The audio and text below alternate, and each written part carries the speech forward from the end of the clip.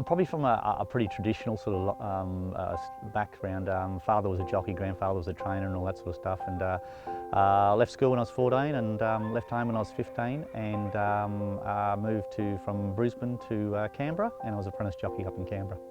I only rode for 18 months because weight sort of got hold of me, but I was lucky enough to win an apprentice premiership up there, which was great.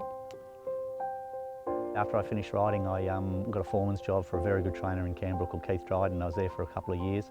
I actually bought a horse to Melbourne for Keith and ran it in a couple of the spring races. And we went out one night and saw the big lights of Melbourne and went to an ordinary sort of nightclub in King Street. And I met a pretty blonde there and I married her 2 years later. So it was either stay in Canberra or move to Melbourne. So I decided to move to Melbourne and got offered a foreman's job with Rick Lacey.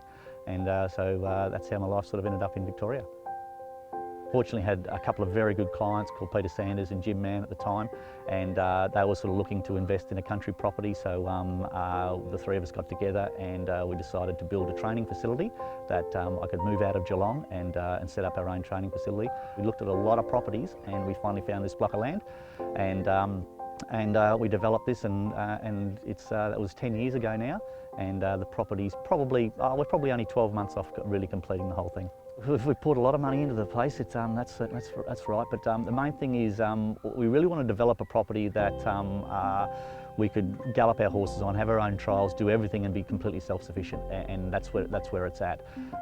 We're adamant, and I see interesting, I read the other thing that Chris Waller wants to build a big property outside in Sydney now, and the Ballarat sort of uphill gallop track has been very successful, and so that's what we really wanted to try and do, and gallop horses uphill in straight lines, and you know, the problem with racehorses is they break down, so if you can eliminate a lot of that, it's a big plus. So that's what we really try to develop a property where we can have a lot of different options. We can have, you know, horses in boxes, we can have them in yards, we can have them in small paddocks, we can have them in larger paddocks.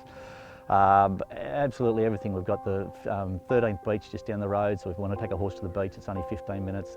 Everything that we need to train a racehorse and to get different types of horses is here, and that's where we've finally developed that.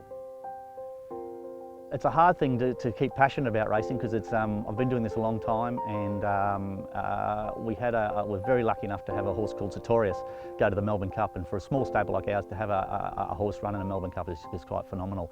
And then we retired Sartorius, and I must admit we did hit quite a flat spot, and we were still training enough winners and the horses were going okay, but it was certainly we're questioning whether we want to keep doing it or what we want to do and where the future lies.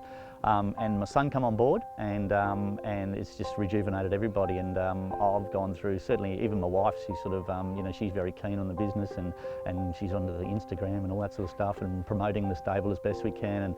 And he's brought a whole new enthusiasm to the stable. So we've now got sort of my experience, and sort of I can more or less sit back and train the horses. And you've got a young guy who's mad keen on success, and that's what really driving the stable at the moment. And nobody's more passionate. And James is a very good winner too. We've sort of had a real breakout year this year, you know, but you know, there's a lot of things people sort of say you've had a great year, what's going wrong?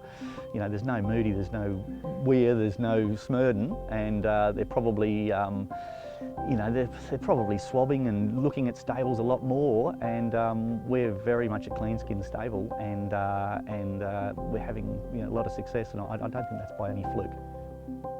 I'm a big believer that all you can do in training racehorses is you can work them, you can feed them, you can have them shod, and outside that it's all a bit of luck, you know. And we've got a very good farrier, we've got our feed program down to perfect, I think we've got the work of the horses right, we've got the dynamics of the place is working well, we've got a good team, so yeah, hopefully this should all continue. But I believe with the system we've got and our proven record that if we do get a good horse, we can take it right to the highest level.